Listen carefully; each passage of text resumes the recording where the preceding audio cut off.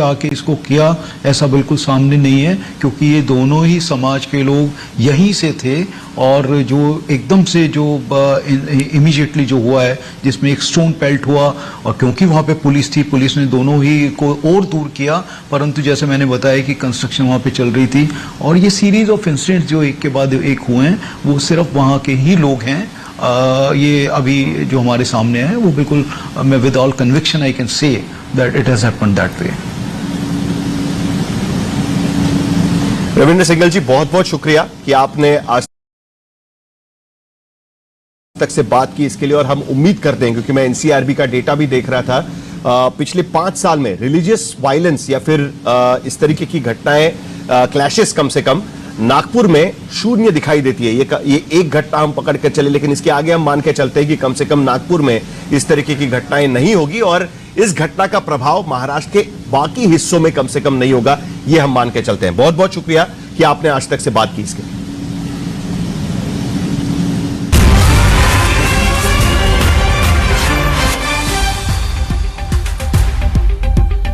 तो बड़ी खबर इस वक्त, नागपुर के पुलिस कमिश्नर जो मुझसे बात कर रहे थे, उन्होंने कहा कि नागपुर की जो हिंसा है वो सोची समझी या प्री प्लान साजिश इस वक्त तो कम से कम नहीं नजर आ रही है। बाहरी लोग इसमें शामिल नहीं थे, स्थानीय लोग जो वहां पर इकट्ठा हुए थे, उनके बीच में जो घटनाएं हुई है, उसके वजह से ये सारी घटनाएं हुई है। सोची समझी साजिश थी क्या? क्योंकि महाराष्ट्र के विधानसभा में शिवसेना और बाकी पार्टी के नेता डायरेक्ट आरोप लगाने की कोशिश कर रहे हैं कि ये सोची समझी साजिश थी।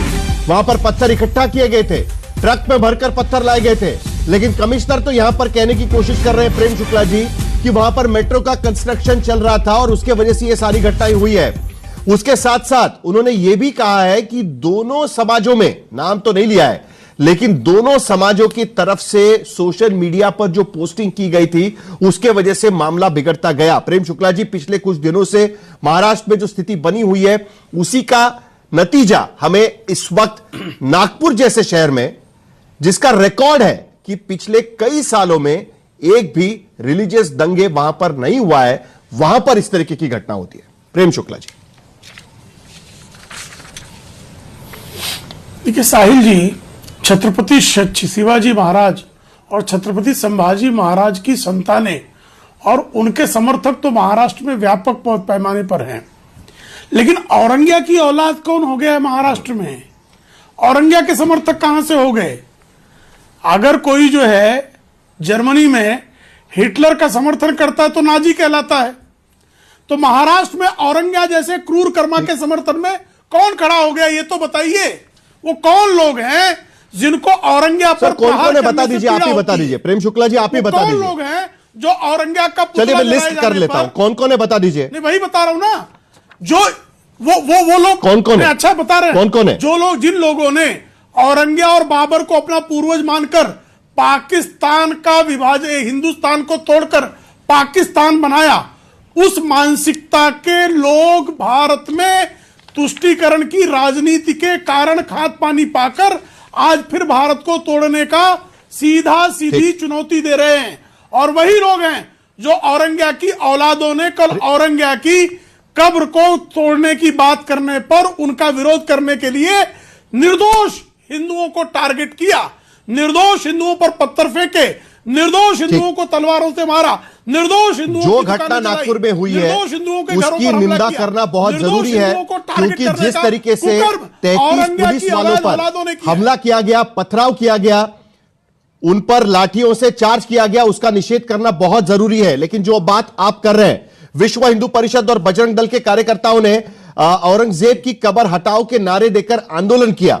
अब देखिए वहां पर आपकी सरकार है और उन्होंने क्या किया, क्योंकि ये मेरा बयान नहीं है, आज महाराष्ट्र के मुख्यमंत्री देवेंद्र फडणवीस ने महाराष्ट्र की विधानसभा में बयान दिया हुआ है और उसमें उन्होंने कहा हुआ है कि बीएनएस की धारा 299 के तहत उनके खिलाफ मामला दर्ज किया गया है। बीएनएस की धारा 299 कहती है कि रिलीजियस सेंटिमेंट्स को अगर कोई ठेस पहुंचाता है तो उनके खिलाफ ये मामला दर्ज होना चाहिए और इसीलिए वीएचपी के लोगों के खिलाफ मामला दर्ज किया आपकी सरकार ने। साहिल जी अब बताइए। साहिल जी मुझे कृपा करके बताइए, कोई धरना प्रदर्शन करता, उसके खिलाफ धरना प्रदर्शन के कार्रवाई करने का पुलिस को अधिकार है, पत्थर मारने का अधिकार औरंगिया की औलादों को किसने दिया? दुकानें जलाने का अधिकार औरंगजेब की औलादों को किस संविधान ने दिया? पुलिस वालों पर हमला करने का अधिकार औरंगजेब की औलादों को किसने दिया? ये सवाल है भाई। अगर किसी ने प्रदर्शन किया, ये तो किशोर तिवारी पर कटाक्ष है क्या आपका? क्योंकि एकनाथ शिंदे शिवसेना यूबीटी पर कटाक्ष कर रहे थे। न्याय संहिता है उसके तहत कार्रवाई होगी और हो रही है। ठीक है, किशोर तिवारी जी आप जवाब देना चाहेंगे विपक्ष की तरफ से, क्योंकि आज उद्धव ठाकरे कह रहे हैं कि मुख्यमंत्री और गृह मंत्री जो है उनको इस्तीफा दे देना चाहिए। किशोर तिवारी नहीं, एक बात मैं बताऊं, जिस प्रकार से नितिन गडकरी बहुत आहत हुए, और नितिन गडकरी अगर यहाँ नहीं होते तो ये दंगा और बहुत फैल जाता। लेकिन जो लोगों ने प्रोटेस्ट किया, जिन पर धार्मिक भावनाएं भड़काने के एफआईआर दाखिल हुए, वो देवेंद्र फडणवीस के करीबी लोग हैं। अब मुझे बताइए पूरे महाराष्ट्र में आप कलेक्टर ऑफिस में जाकर आपने निवेदन दिया कि वो कब्र हटा दी जाए, और यहीं पे ही आपने निवेदन पुलिस थाने में दिया, और पुलिस थाने के बाद आपने वहां पर एक कब्र बना के लाई और वो कब्र को रखा, और वो लकड़ियों के अंदर कब्र थी और उस पर तुमने था। अब पुलिसों ने वो जलान नहीं दिया, लेकिन खबर तो ऐसी चल गई कि वो जल गया। देखिए, मैं बहुत आहत हूँ। मेरे नागपुर के अंदर ये हुआ, मेरे रिश्तेदार वहां रहते हैं, उनकी भी गाड़ियां जलाई गई। ये बहुत गलत हुआ। नागपुर में ऐसा माहौल कभी खराब नहीं हुआ था। लेकिन नहीं तो दोषी कौन है? आप यहां पर फुटेज देख सकते हैं, एक विशेष समाज के लोग वहां पर ये जलाना कर रहे हैं या पथराव कर रहे हैं, इस तरीके का आरोप है। फुटेज में तो वही दिख रहा है। प्रेम शुक्ला जी वही कह रहे हैं कि भाई आंदोलन तो कर सकते हैं, भले रिलीजियस सेंटिमेंट हर्ट हो, लेकिन इस तरीके से पथराव करना गलत है करके। तो आप दोषी किसको मानते हैं? किशोर तिवारी जी, आपने रिश्तेदारों की गाड़ियां जलाई, आप कह रहे हैं, इसके लिए पूछ रहे हैं। नहीं, मैं एक बात बताता हूं तुमको, दोषी तो एक विशिष्ट समाज के लोग हैं जिन्होंने वायलेंस किया है, और ये वायलेंस करने के लिए उचकाने वाले जो लोग हैं वो देवेंद्र फडणवीस के। जिस प्रकार के भड़काऊ भाषण महाराष्ट्र में सीएम और डिप्टी सीएम दे रहे हैं, तो महाराष्ट्र में और क्या सोचे, क्या देखेंगे अभी? दिन रात वही चल रहा है। 350 साल की पहले की कबर निकाल डालने वाले लोग हैं ये।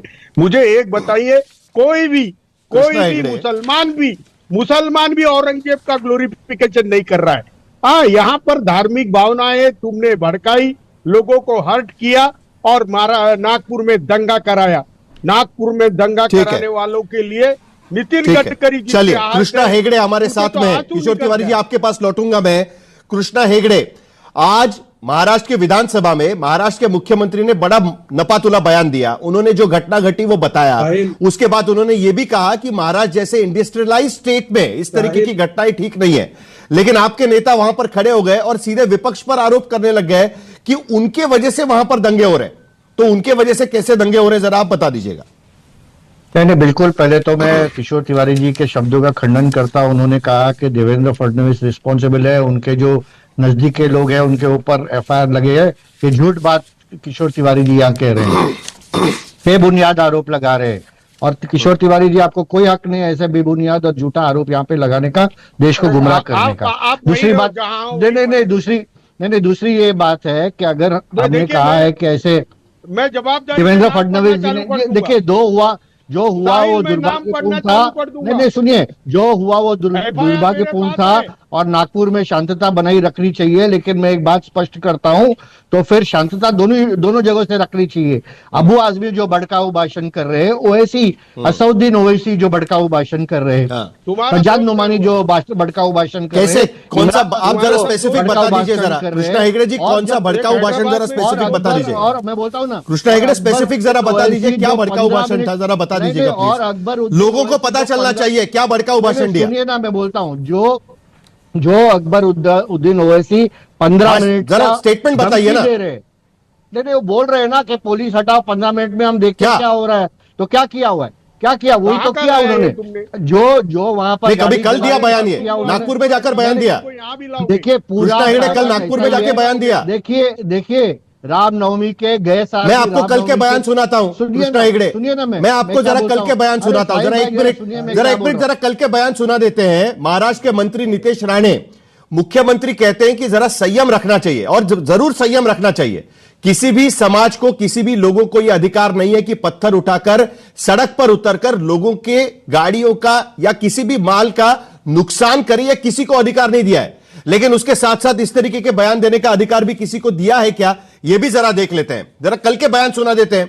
कृष्णा हेगड़े जी जरा सुना दीजिएगा, नितेश राणे क्या कह रहे थे, श्रीकांत शिंदे क्या कह रहे थे, जरा सुना देते हैं।